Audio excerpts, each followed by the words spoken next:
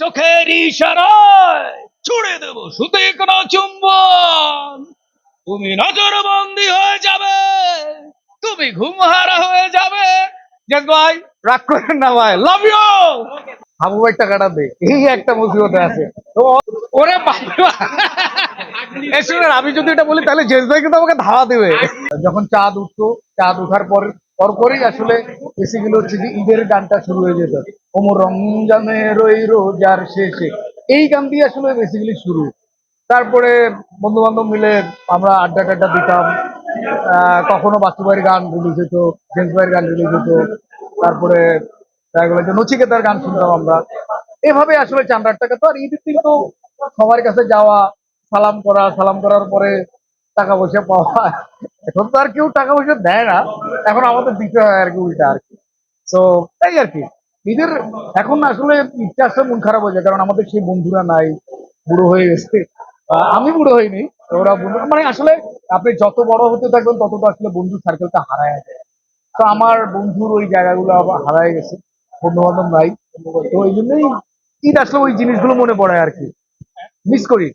না গরু কিনে হয় হাটে, ওই যে বললাম না, ছোটবেলায় ভালো লাগতো আর কি। এখন হাট মাঠে, হ্যাঁ আইতেছি, এখন আসলে হাটে মাঠে ওইভাবে যাওয়া হয় না আর কি। আর গেলেও উপায় থাকে না আর কি। ওই সবাই বলে যে এই, ওই যে ব্যাচেলর পয়েন্ট, চিৎকার করে এ বাচ্চু, কি রে ভাই, চাইতে গেছে কেউ নয়। মানে যারা ডাকবে তারা তো আমার বন্ধু বান্ধব বা সেম বয়স হবে বা আর একটু সিনিয়র হবে। তো যখন দেখি হাঁটুর বয়সী ছেলেরা ডাকে, তখন আমি একটু হাবু ভাই টাকাটা দে, এই একটা মুসিবতে আছে। তো অল ক্রেডিট গোস টু অমি, যে যে কোনো একটা ক্যারেক্টারকে এইভাবে এই জিনিসটাকে ফুটাই তুলছে। আর আপনারা সবাই ফিমেল ফোর দেখবেন, আশা করি মারদাঙ্গা কিছু হবে, এবং আপনারা তো দেখছেনই, দারুণ হবে। আমি যে কোনো চরিত্রে অভিনয় করতে উপভোগ করি, আমি আগে নিজে উপভোগ করি, তারপর দেন করি আর কি।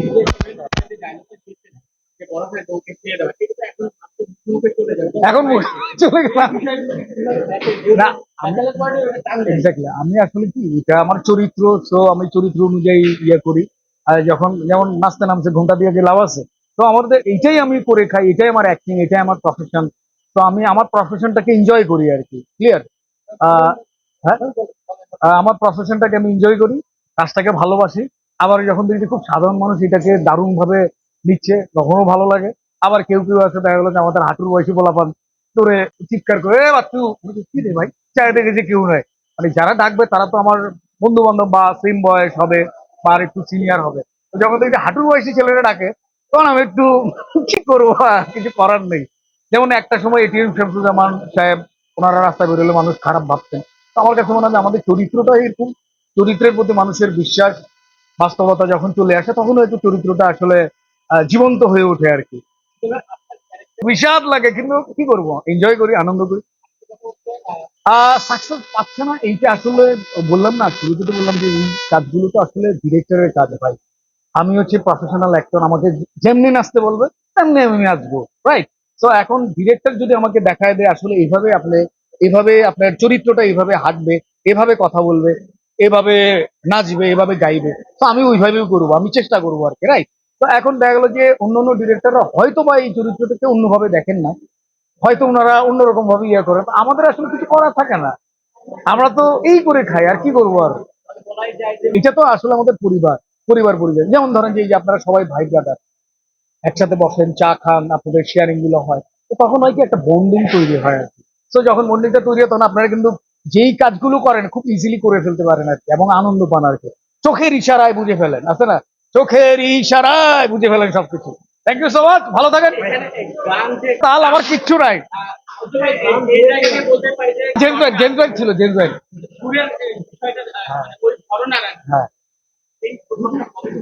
এই প্রভাব বললাম না, আমরা তো আসলে আমি বেড়ে হয়েছি পল্টন, ফকিরাপোল, পাইটন মোকারাম, রমনা পার্ক, এইসব এরিয়ায় বেড়ে ওঠা আর কি। তো তখন যেটা হইতো কি যে এদিকে স্টেডিয়ামের ওদিকে গেলে বাচ্চা ভাই গান চলতেছে, জেমস ভাই গান চলছে, তখন তো একটা কালচার ছিল যে জোরে জোরে সাউন্ড দিয়ে গান শোনাটা।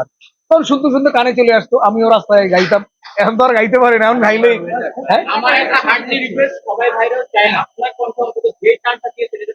ওরে বাবা, এই শুনেন, আমি যদি এটা বলি তাহলে জেস ভাই কিন্তু আমাকে ধাওয়া দেবে।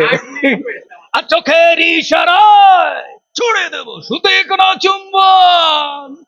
তুমি নজরবন্দি হয়ে যাবে, তুমি ঘুমহারা হয়ে যাবে। যে ভাই রাগ করেন না ভাই, লাভ ইউ।